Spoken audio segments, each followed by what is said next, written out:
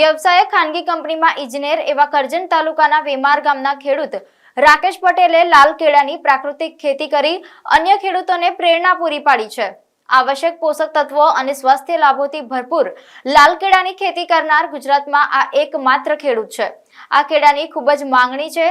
પ્રથમ વર્ષે જ રાકેશ પટેલને 1 એકરમાંથી અંદાજે 3 ટન જેટલા લાલ કેળાના ઉત્પાદનની ધારણા છે। આ કેળાની માંગ દિલ્હી, મુંબઈ સહિત દુબઈમાં પણ વધી રહી છે। પ્રથમ વર્ષમાં જ સફળતા મળ્યા બાદ રાકેશ પટેલ આ વર્ષથી તેઓ વધુ જમીનમાં લાલ કેળાની ખેતી કરવાનું આયોજન કરી રહ્યા છે। લીલા કેળ કરતાં અને આ લાલ કેળમાં શું ડિફરન્સ છે તો અમે જાણ્યું કે આની ન્યુટ્રિશનલ વેલ્યુ ખૂબ સારી છે ને આની ફોરેનમાં ને એમાં અન્ય દેશોમાં ને આપણા મેટ્રોપોલિટન સિટીમાં દિલ્હી, બોમ્બે ને એમાં બધી સારી ડિમાન્ડ છે। તો ખેડૂત આ નવી ટ્રેડિશનલ ખેતી છોડીને થોડી નવીન ટેકનોલોજીવાળી ખેતી કરશે તો જ એની આવક બમણી થશે અને નવી ડિમાન્ડ પ્રમાણે ખેતી કરશે તો ખેડૂતનું સહકારનું ને જે સપનું છે ખેડૂતોની આવક ડબલ કરવાનું તે સપનું આ નવીન ખેતીથી જ પૂરું થશે।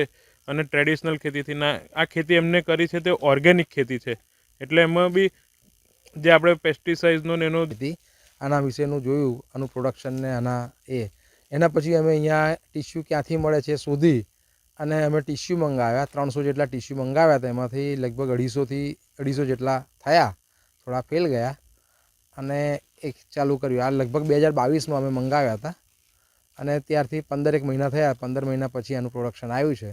લગભગ એવરેજ 15 કિલોની આજુબાજુ એક કેળામાંથી એની લૂમ મળી છે। આ અમે બજારમાં બોમ્બેમાં વેચીશું, પ્લસ આ દિલ્હી થશે। અત્યારે સુરતમાં પણ એ ડિમાન્ડ આવી છે આની, સુરત પણ અમે કાલે મોકલવાના છે અને વેપારીનો કોન્ટેક્ટ કરીને અમે દુબઈ પણ એક્સપોર્ટ થાય એની કોશિશ કરીએ છીએ। લીલા કેળા કરતાં ડિફરન્સ શું છે? લીલા કેળા કરતાં આ કેળામાં ન્યુટ્રિશન્સ વેલ્યુ ડબલ છે, જે ઇમ્યુનિટી સિસ્ટમ સુધારે છે। ફોસ્ફરસ, કેલ્શિયમ પણ આમાં સારો એવો પ્રમાણમાં હોય છે, એટલે લીલા કેળા કરતાં આ કેળાનું મહત્ત્વ વધારે હોય છે। આપ આર્મીની જોબ કરતા હતા અને તેમાંથી ખેતી તરફ શું કહેશો?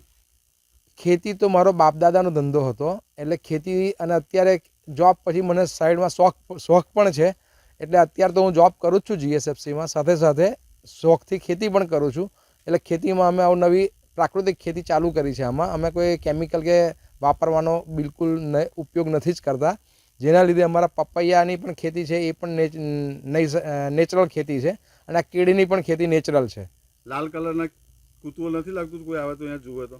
આ લાલ કલરના કેળા જોઈને કેટલાને લાગે છે કે ભાઈ આ લાલ કલરના કેળા કેવી રીતે થયા, પણ આ નેચરલ જ કેળા છે, જે કેમિકલી ટ્રીટેડ કરેલા નથી।